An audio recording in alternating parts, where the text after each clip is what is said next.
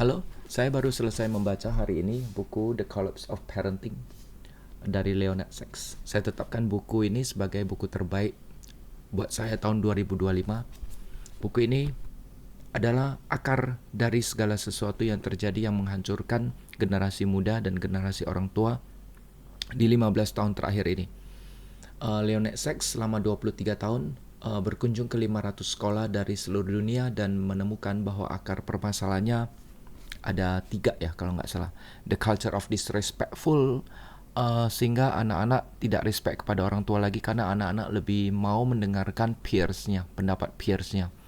Terus ada 2 lagi, nanti kita bahas ya. Kita mulai dengan introduction untuk hari ini. Nah, saya beli bukunya. Ini saya beli bukunya di Amazon. Saya beli 4 karena dibatasin ya. Waktu itu ada diskon gede, diskon dari Thanksgiving. Saya pengen beli 10 tapi cuma dibatasin 4. Kalau kalian bisa beli buku ini, kalau nggak bisa beli Kindle-nya juga boleh. Nah, ini kita masuk ke Kindle-nya, The Collapse of Parenting. Ini edisi keduanya ya, fully revised. Introduction kita bahas hari ini.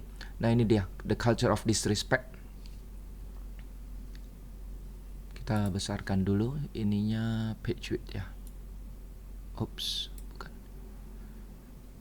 Font size-nya kita gedein ya. Oke, baik, this is better. Dan nomor 2 tentang food.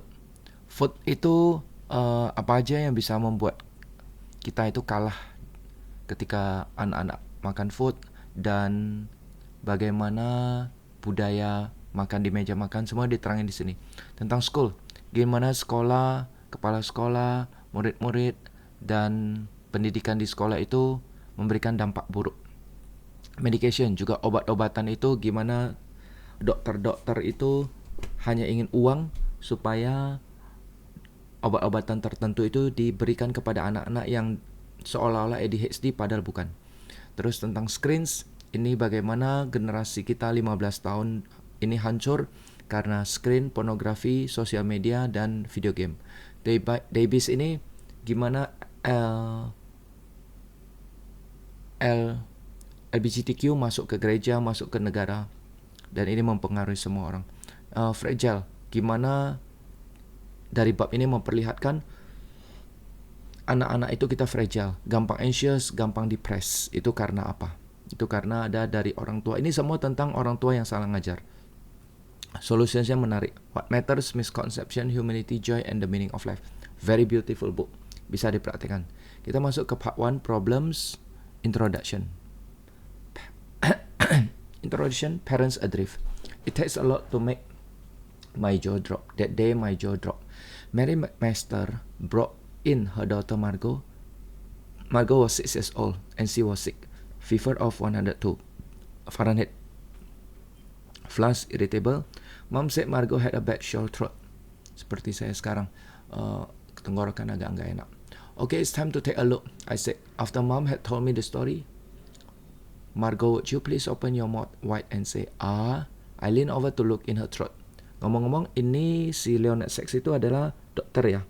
Dia MD, PhD, dia dokter practitioner. I leaned over to look in her throat. Margot shook her head, no, and clenched her mouth shut tight. I said, Mom, it looks like I'm going to need your help here. Could you please ask your daughter to open her mouth and say, ah? Mom arched her eyebrows and said, her body, her choice. Ini membingungkan sekali ya. Karena di Amerika mereka menganggap anak-anak itu seorang pribadi yang kita nggak bisa suruh-suruh. Mereka punya kebebasan. Wow, my body, my choice is a long time slogan of abortion rights activists. Nah, kalau kalian dengar my body, my choice, itu biasanya aktivis yang pro-aborsi. Later adopted by activists opposed to COVID-19 vaccines. Akhirnya juga diadopsi oleh parents yang tidak mau vaksin. Mom was invoking that slogan to defend her 6-year-old daughter's refusal to let me, the doctor, look at her throat when she was sick with a fever. Something's not right here, and I'm not just talking about extreme cases, like this mom who expects me to make a diagnosis without looking at her child's throat. The great paradox of American parenting today is that we are investing more time and more money in our kids than parents have ever invested before. But the outcomes are worse across a wide range. Ini bukan hanya berbicara kepada parents di Amerika ya. Ini kepada seluruh dunia. Karena beliau mendapatkan bahwa apa yang terjadi di Amerika itu sama seperti yang terjadi kepada parents-parents di negara-negara bagian lain. 80% sama. American kids today are more likely to have anxiety, depression, and attention deficit hyperactivity disorder (ADHD) than kids in the past by a wide margin. American kids are heavier and less fit today than they have ever been by many measures. American kids are more fragile than they were a generation ago, and these changes affect kids from every demographic, regardless of race, ethnicity, and household income. Pernah bertanya-tanya nggak kenapa ADHD bahkan di Jakarta sendiri semakin banyak dan semakin banyak? Beberapa sekolah sudah melayani anak-anak yang diduga ADHD, padahal belum tentu ADHD. Mungkin saja dari umur 1, 2, 3 dia udah dikasih screen, jadi simptomnya seperti ADHD, padahal bukan. Kids from every demographic regardless of race, ethnicity, and household income. On some parameters, as we will see, more affluent kids are actually at greater risk than kids from low-income households. Affluent itu orang kaya. Anak-anak yang parentsnya kaya. Itu risikonya lebih gede lagi. Risiko perubahan ini ya, risiko bahwa anak itu akan menjadi fragile. I'm going to argue that two big factors are driving these changes. One factor is the change in the culture. American culture has become a culture of disrespect, a culture that undermines the authority of parents and prioritizes the relationships that kids have with other kids their own age over the relationship between the parent and child. Jadi argumentasinya beliau dari satu buku ini semua terjadi, kehancuran ini terjadi karena ada culture of disrespect. Parents seolah-olah membiarkan anaknya itu bisa membantah, bisa ngedumel, bisa memarahi orang tuanya, dan anak itu punya pandangan bahwa persahabatannya dengan teman-teman sebaya, pendapat teman sebaya itu lebih penting daripada pendapat orang tua. That's a big problem. The other factor which is related to the first is that many American parents are no longer confident of their authority. Saling berkaitan ya. Jadi parents Amerika menganggap bahwa autoritas mereka itu mereka punya, tapi mereka nggak confident untuk bagaimana mereka harus praktekkan. They are uncomfortable enforcing rules. They think good parenting means letting kids decide in almost all circumstances, including those where parents would unequivocally have made the call not so long ago. Mary and Margot are an extreme case. More common is the parent who knows she should be setting and enforcing boundaries, but she isn't, and she isn't sure what to do about it. Mungkin mama yang tadi tahu bahwa anaknya nggak benar, tapi dia nggak ngerti gimana cara marahin anaknya atau atur anaknya. Another child, another patient. This time a 4-year-old boy with a rash. Well, there are lots of rashes. There's poison ivy, there's eczema, there's scabies, and then there's meningococcus, which begins as a rash but can be fatal within hours. In order to make the right diagnosis, I have to see the rash. Where's the rash? I asked Mom. It's worse on his tummy, Mom answered, and on his chest, and some on his back. Let's take a look, I said. Again, this kid did not want to cooperate.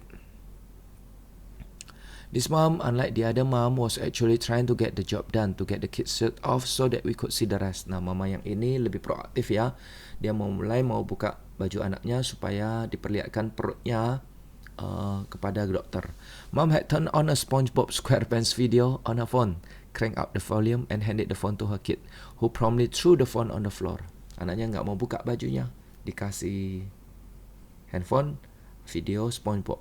Anaknya buang video itu. Buang handphone itu. The kid was fighting back, kicking, screaming, "You are being such a good boy." Ketika ditendang, ketika anaknya teriak, mamanya malah ngomong, "You are a good boy." Mom was saying as he struggled with his shirt. He tried harder as he tried to get his shirt up. The SpongeBob video was still blaring. "You are doing such a great job," she said, as though saying that he was doing a great job would somehow magically make it so. He tried to smack her in the face. Oh, sekarang anaknya mau tampar mamanya. But she pulled her head back just in time and he missed. "Good job," Mom said. Kayak mamanya gila ya. I wasn't sure whether she was praising herself for evading the blow or him. She did finally get his shirt off. That was weird. Ya, aneh sih. When her son took a swing at her, mungkin saja anaknya itu punya backingan, yaitu papanya. Mungkin saja anak ini dimanjain sama papanya, dan papanya membiarkan anaknya ini bertingkah laku seperti ini. Makanya anak ini berani terhadap mamanya. That was weird. When her son took a swing at her, it would have made more sense if mom had said, "Miss me," or "Please don't hit." It would have made even better sense for mom to say, "You are going to lose all privileges for a month if you try to hit me again." Nah, ini bukan ancaman. Ini adalah pembatasan perilaku supaya anak mulai mikir bahwa apa yang dilakukan itu benaran salah dan konsekuensinya akan besar. Konsekuensi harus dihadapin seorang anak. Konsekuensi dari mana? Tanpa orang tua kasih konsekuensi, ketika orang-orang lain lihat bahwa anaknya kurang ajar terhadap mamanya, orang-orang udah menganggap bahwa keluarga ini kurang pengaruh, anaknya tidak respectful, dan itu semua konsekuensi negatif. Tapi anaknya tidak bisa merasakannya. Jadi konsekuensi harus diciptakan oleh orang tua supaya jika anak memilih hal yang buruk, ketika sudah dikasih tahu, konsekuensi itu harus ada. Jadi mamanya harusnya bilang, lose all privileges for a month. Entah snack, entah TV, entah jalan-jalan dan sebagainya. Ini bukan ngomongin kejam, bukan at all. Ini adalah ngomongin tentang memberikan anak suatu pilihan, memberikan anak batasan. Kids are not born knowing the meaning of words. They have to be taught. When a child fights his mom when she is trying to get his shirt off, and he is praised for doing a great job, what lesson is he learning? The boy could reasonably conclude that he is being praised for fighting his mom. How are kids supposed to learn courtesy and respect when they are praised for being irrational and stubborn?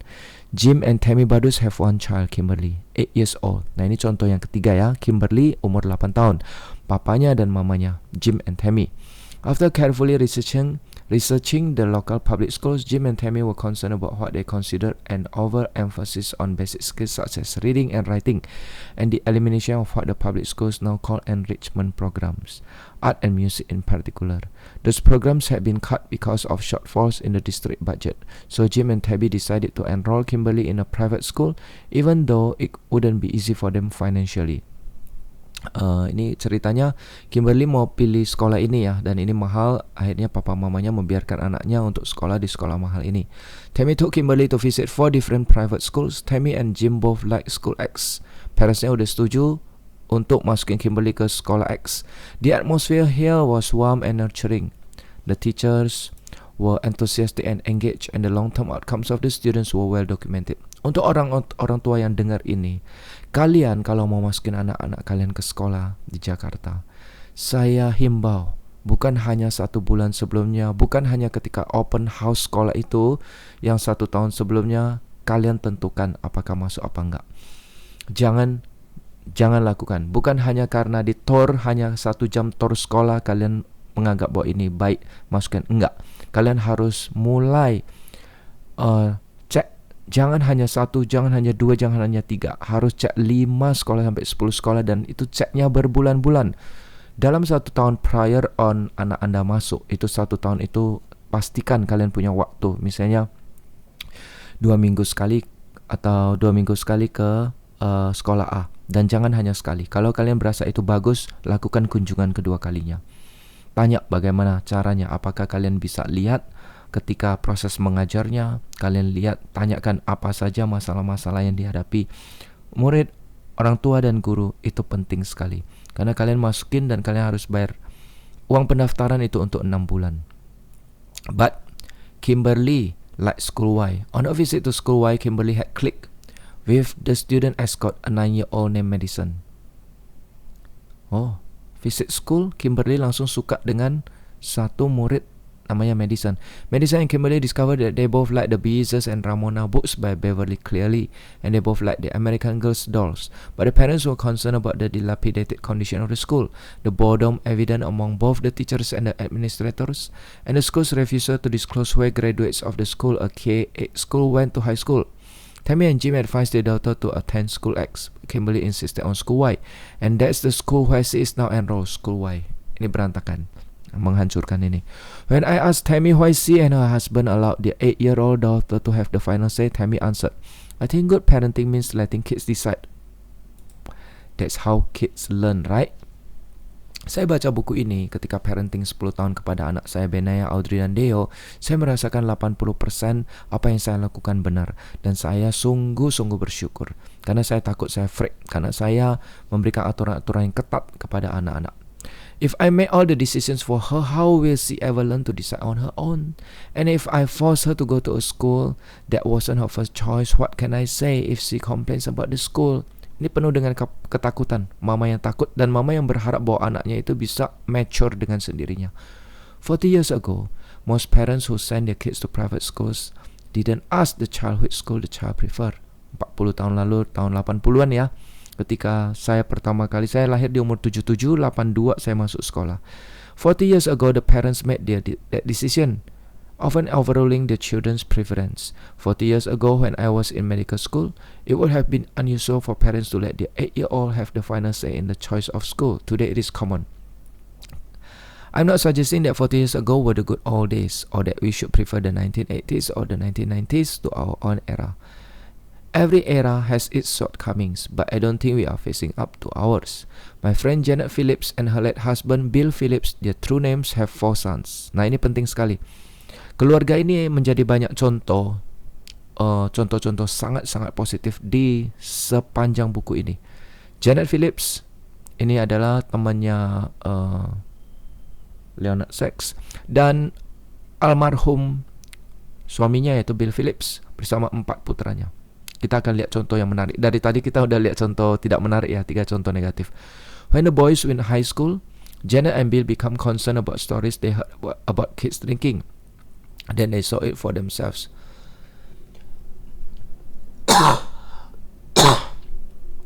High school kids who had been drinking and who appeared to be drunk, but who were nevertheless getting behind the wheel of a car. What to do? Jadi mereka anak-anak remaja di sana drinking, mabuk-mabukan tapi nyetir. What to do? Bill bought a breathalyzer. Itu alat untuk mengecek apakah ada kadar alkohol di dalam darah Anda. The next time there was a party at the house, Bill saw a boy who appeared to be drunk. Bill told the boy, "Come with me." He handed the boy the breathalyzer and told him to blow into the device. Sure enough, the boy was drunk. Janet called the boy's parents and asked them to take their intoxicated son home. Ternyata ini masih contoh negatif. To the surprise of both Bill and Janet, the boy's parents were offended by the phone call. The boy's mother did take her son home without a word of thanks to either Janet or Bill. Wow, sudah diselamatkan dari nyetir, dari kemungkinan kecelakaan, tidak bilang terima kasih, malah ngedumel mamanya anak tadi yang mabuk. Janet and Bill's breathalyzer strategy was not received enthusiastically by other parents as well. Parents lain juga nggak setuju dengan breathalyzer. One parent, Miss Stoltz, gave Janet a piece of her mind. Kids these days are going to drink, whether you like it or not. Miss Stoltz said, "I think our job is to teach them to drink responsibly." Wow. Ini mama salah satu anak di sana. Ini bukan remaja, belum remaja. Oh, udah 15 years of age. Janet nanya, "Ini umur baru 15, kamu kasih kebebasan, bukan kebebasan, pilihan buat anakmu untuk drink atau tidak?" Miss Stoltz jawab, "At whatever age, I'd rather have them drink in my own home than hide the drinking from me." Several days later, Janet happened to be standing just a few feet away when Miss Stoltz picked up her youngest son, about 12 years old, from school. The boy climbed into the back seat of the car. Miss Stoltz turned around and asked him, "How was school today?" Her son said to her, "Turn around, shut up, drive." Lihat, kalau Anda tidak punya otoritas ke anak-anak Anda, kalau Anda memberikan kebebasan penuh kepada anak Anda, percayalah, respectnya total turun dari anak Anda ke Anda. Karena anak-anak itu butuh guidance, butuh batasan, butuh ditegur, butuh dimarahin, butuh dididik, butuh didisiplin. Miss Stoltz glanced at Janet and drove away without saying a word. As near as Janet can recall, she and her husband only actually used the breathalyzer twice. But they always kept it in full view, where every kid could see it. Jadi breathalyzernya taruh di ruang tamu, semua anak bisa lihat. Whenever any of their teenage sons had a party, the home became known as the home where those crazy parents will use a breathalyzer on you. Anak-anak di sana cap parentsnya itu crazy. Parentsnya si yang 4 anak tadi ya. And that had consequences. Some of the consequences were predictable and some were not. The 4 boys were popular, so the house was a favorite hangout early in the evening. Then around 9:30 p.m., a certain contingent would leave to go to other parties where alcohol would be freely available, but other kids would stay. Jadi mereka kadang party di weekends di rumah Bill ini ya, sampai 9.30 anak-anak yang mau mabuk mereka pindah ke rumah lain, sedangkan anak-anak yang tidak mau mabuk tetap stay bersama 4 anak ini. And sometimes still other kids would arrive. Bahkan kadang-kadang 9.30 malam banyak anak-anak mulai berdatangan. Siapa mereka? That was unexpected. Not all teenage kids like to get drunk, some don't. Jadi nggak semua anak-anak suka drunk. But in contemporary American culture, it's hard for a teen to just say no without looking uncool. An excuse is helpful. A girl or boy could say, when offered a drink, "Hey, I love to, but I'm on my way to the Phillips house, and you know the crazy dad, he's the one with the breathalyzer." And that provides a respectable excuse not to drink. Jadi lihat, ketika Anda memberikan aturan batasan dan disiplin, orang-orang mulai respect. As I mentioned, we parents are spending more and more time and money on parenting, but when you look at the results, things are getting worse, not better.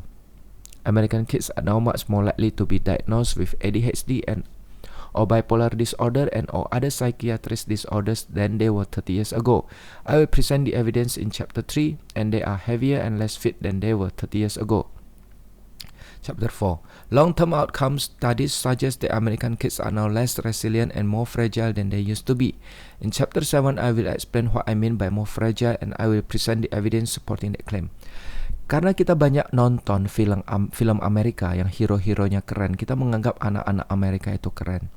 Jauh dari kebenaran. Anak-anak Amerika pada umumnya sangat fragile. What's going on? The first half of this book poses the problems. The second half provides the solutions. I think I understand where we have gone wrong, and I think I know how to make it better.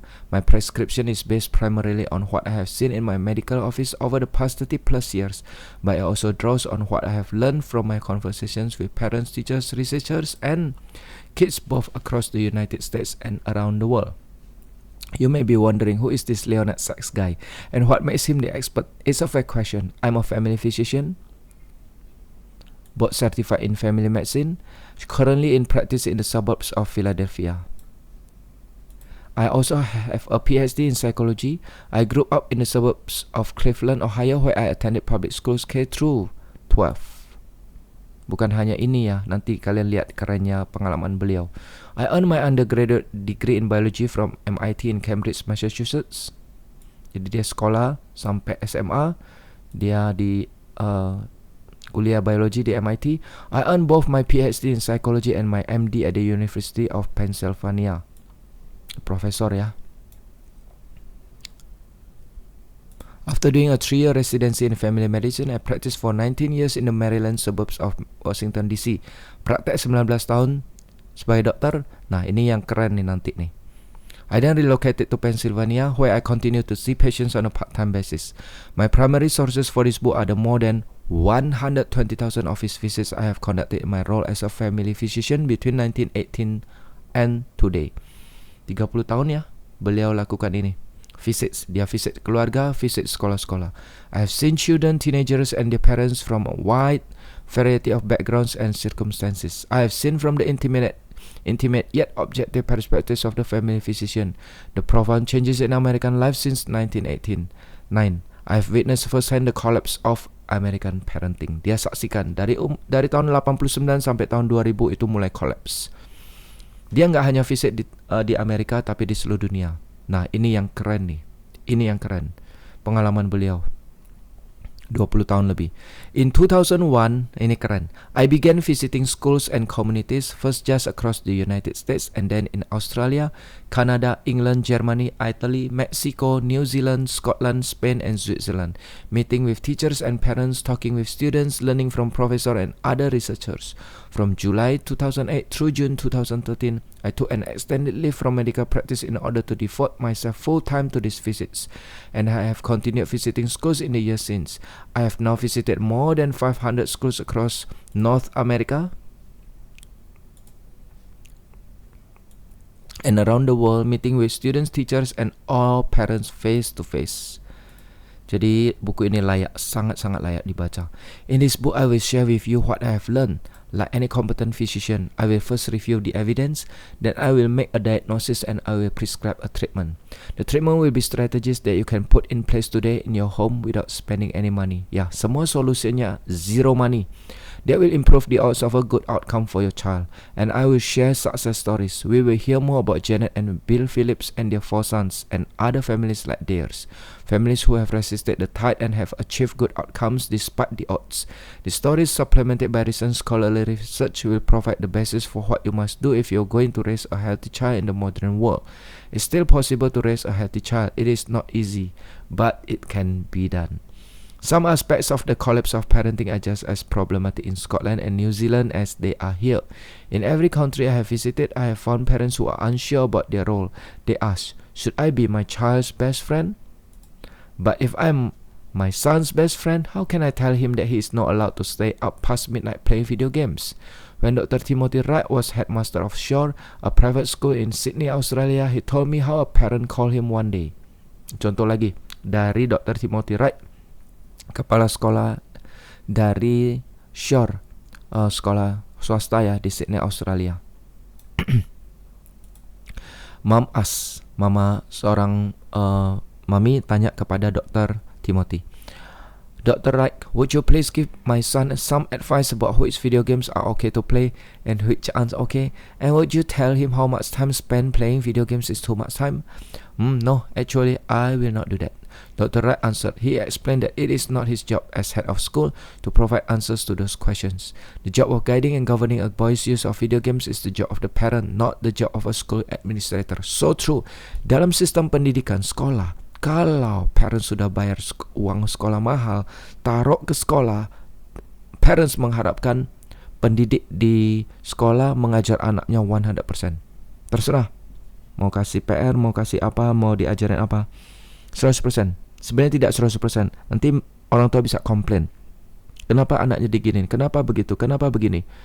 Terus parahnya, kepala sekolah dan orang tua tidak berani menyuruh kembali parents untuk mendidik anaknya. Jadi terpotong ya. Menurut saya 20 tahun lalu kan saya ngajar 30 tahun kepada 300 anak dari 50 sekolah mengajar matematika. Yang paling bisa sukses itu adalah kerjasama dalam dunia pendidikan anak antara murid, orang tua, dan guru.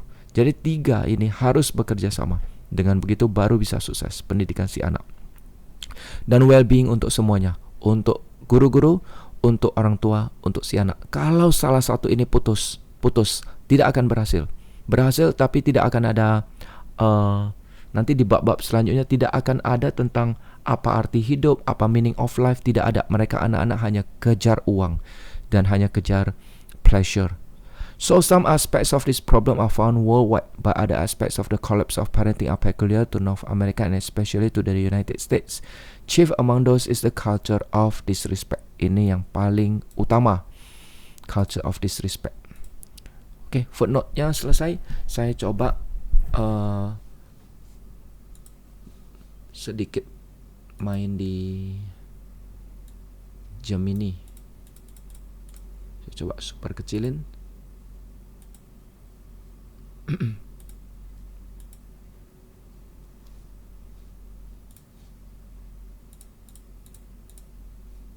Parents introduction. Saya Ctrl C. Apakah sudah? Create new book. Past text ya.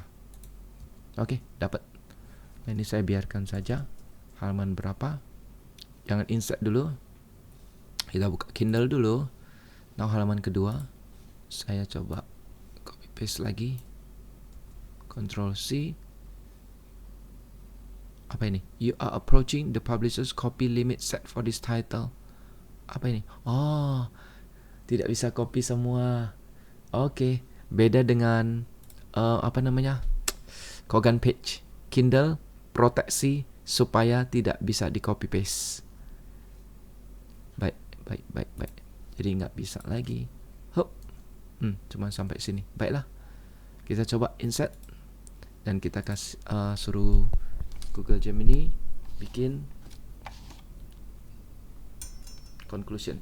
Dari conclusion dari kami, dari kita ketika nonton, kalian bisa taruh conclusion kalian, pendapat kalian. Kalian bisa tidak setuju dulu karena ini baru introduction. Apa yang kalian bingungkan, tanyakan, bisa taruh di komen. Conclusion dari saya itu adalah bahwa collapse of parenting itu terjadi karena ada culture of disrespect. Tidak hanya terjadi di Amerika, di Indonesia pun banyak. Orang-orang kaya di Indonesia mulai tidak respect ke guru, anak-anak tidak respect ke parents, parents pun tidak respect ke anak-anak. Itu adalah root dari semua kekacauan 20 tahun ini antar generasi. Three conclusion, short conclusion. Okay, kita minta, dan yang saya suka itu adalah mind map-nya. Oke. Yang saya suka lagi ada infographics. Kita lihat bisa nggak dia ciptain infographics yang bagus. Satu lagi slide deck ya, atau mind map. Video kah? Video overview. Okay, the investment outcome paradox, abdication of decision making, confusion through misguided praise.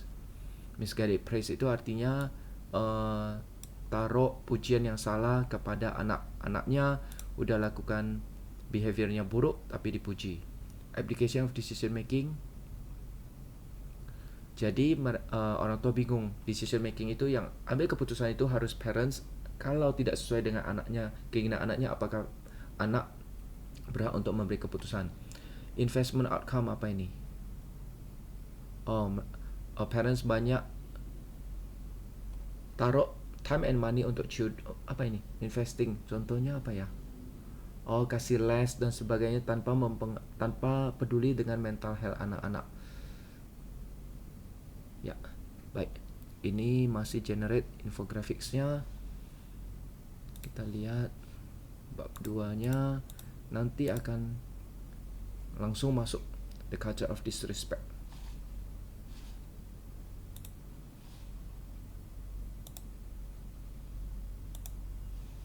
Baik, ini masih belum ada.